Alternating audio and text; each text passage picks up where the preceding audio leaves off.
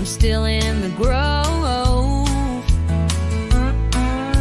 Tomatoes on the counter, rooster on the chair. Life's a little messy, but I don't care. I'm a hot mess homesteader, honey, don't judge me.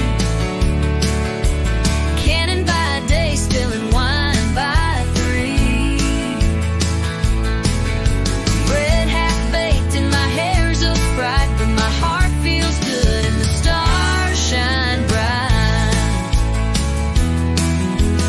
Basil by the window, boots by the door, got plans and dreams and a cluttered floor. Neighbors laugh, but they still come by for homemade jam and a piece of pie. If perfect's what you're after, you won't find it here. But there's love in this chaos and laughter in the air. I'm a hot mess homesteader, wild and free. Cannon of joy and a bit of crazy. Sunset's calling, I'm feeling blessed. Yeah, this hot mess homesteader life's the best.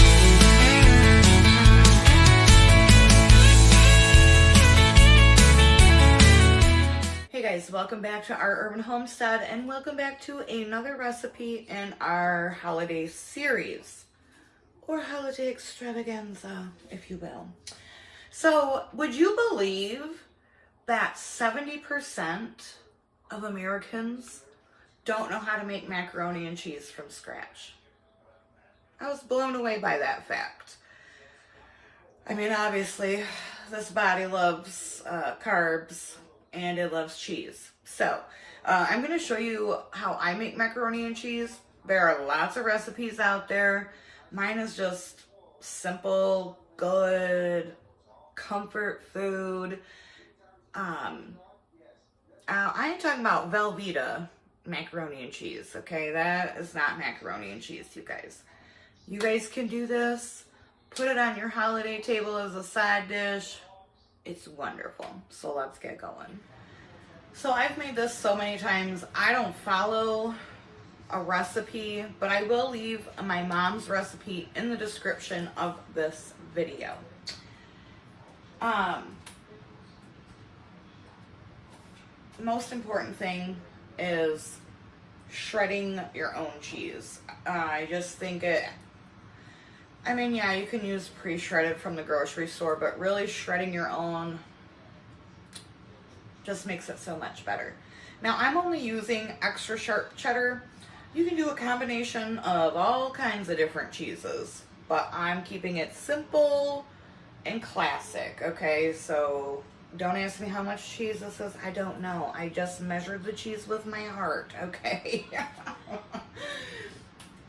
I've got my water on to boil, and then you'll need a stick of butter, a half a cup of flour, some salt, pepper, some ground mustard. That's optional, but it really does add a little extra zing, cheesy flavor to it, and some milk.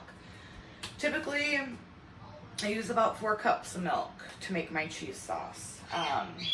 But you can adjust that to however much you need. And if you make too much cheese sauce, it's okay. It stores beautifully in the fridge. You can even freeze it. Alright, so I'm making a small batch. Again, I'll leave a recipe in the description. Got some water on that I'm going to boil. But while I'm waiting for that, I'm going to melt this stick of butter.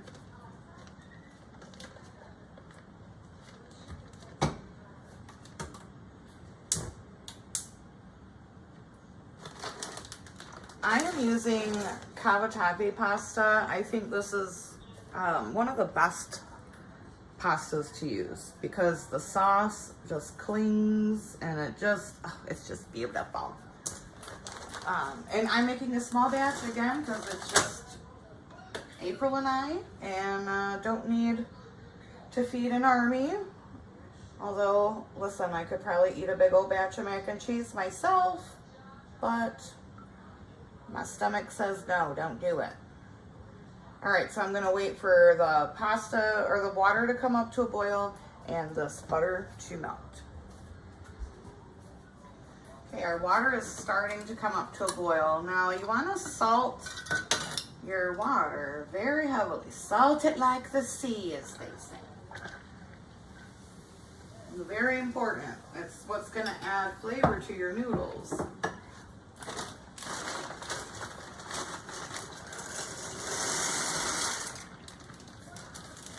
Gringo, get down.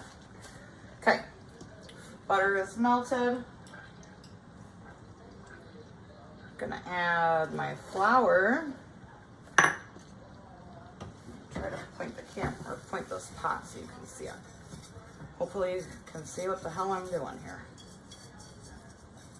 And so we're making, this is what's called a roux. Equal parts of fat and flour. And I'm just gonna let this cook for a couple minutes. Just to kind of cook the flour taste out a little bit.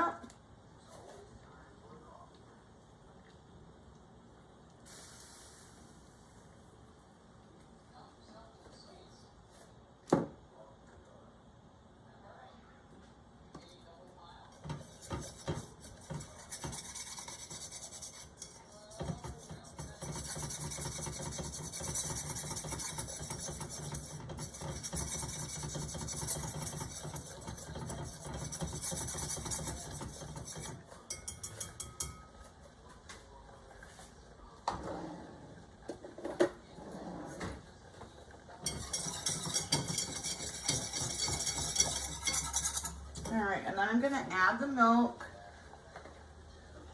slowly while whisking. That way you don't get lumps. Add a little bit, whisk it.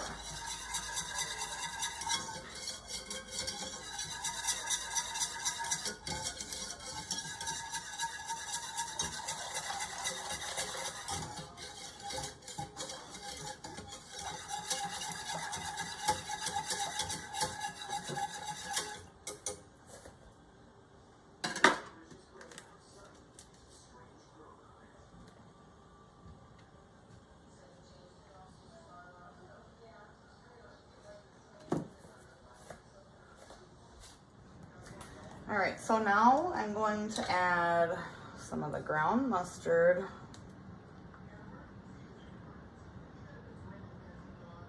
About a teaspoon.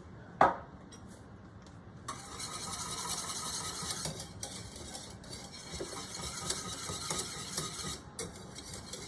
I already can tell you I'm making way too much cheese sauce, but what are you gonna do?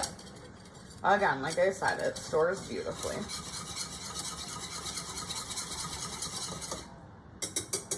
Now, we can't make cheese sauce without cheese, right?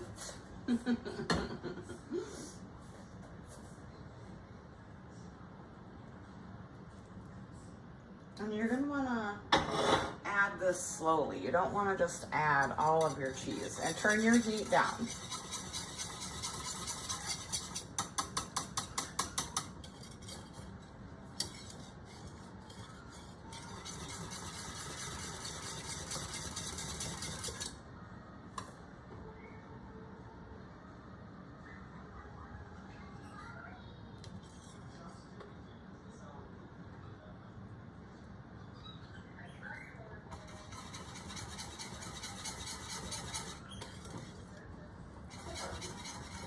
Turn my heat off. There's enough heat in here.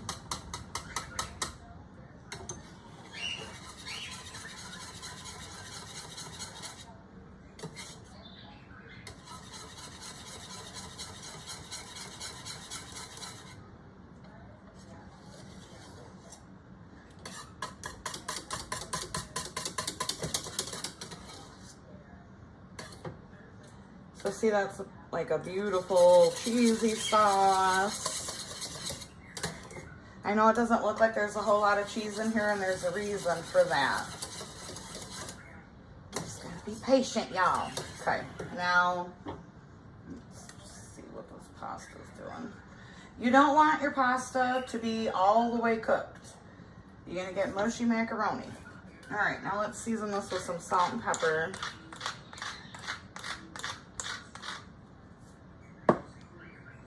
Use white pepper if you're one of those people that are like, oh, black flecks in my mac and cheese.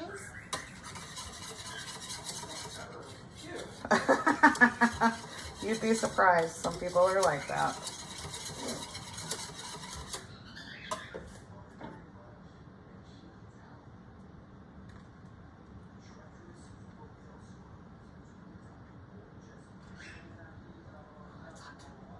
About 1 more minute on the noodles. Pasta's halfway cooked. I'm gonna drain it and I'm gonna rinse it. Okay, pasta's drained. Preheat your oven to 350 degrees. You're gonna take some of this cheese sauce. Make it as saucy as you like. These noodles will suck up some of that sauce during the cooking process. Because again, we did not cook our pasta all the way.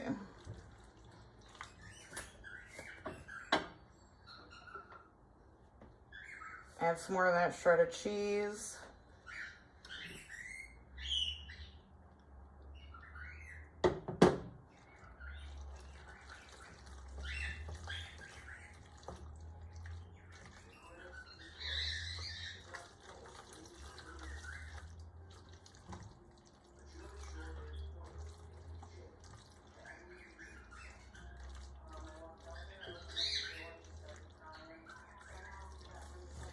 Oh, yes.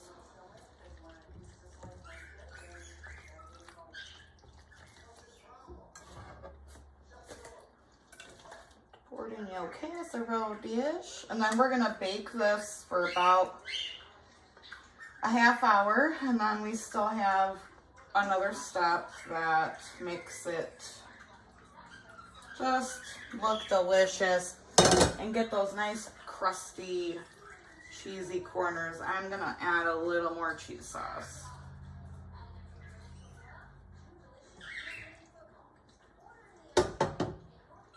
Okay, I will see you in about a half hour.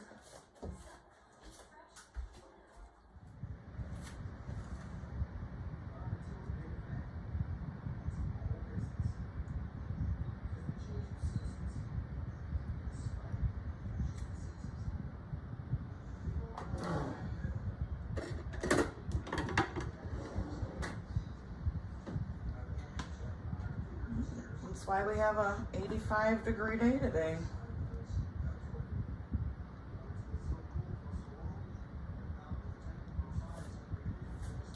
No, we're supposed to get rain, I think, on Tuesday, all day long.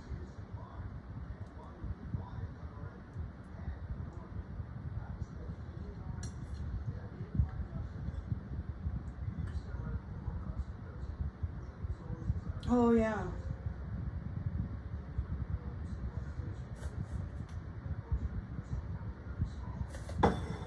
Mm.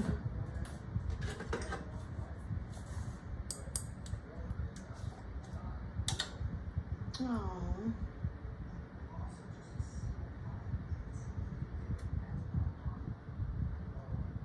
Yeah.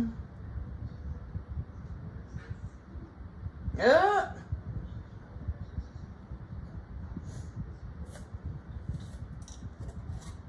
Right, he's probably like, no girl.